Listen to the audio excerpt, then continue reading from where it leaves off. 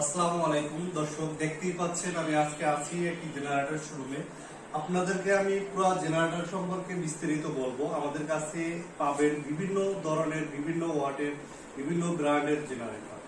যারা পেট্রোল চালিত জেনারেটর খুঁজছিলেন তারা চলে আসুন আমাদের শোরুমে। আমাদের এই যে মালগুলো দেখতে পাচ্ছেন এগুলো অকটেন বা পেট্রোলে চলে, প্রত্যেকটা হুন্ডা ইঞ্জিন। আপনারা যারা হুন্ডা মেড ইন জাপান কোম্পানির ব্র্যান্ডের জেনারেটর চাচ্ছিলেন তারা এই জেনারেটরগুলি নিতে পারেন।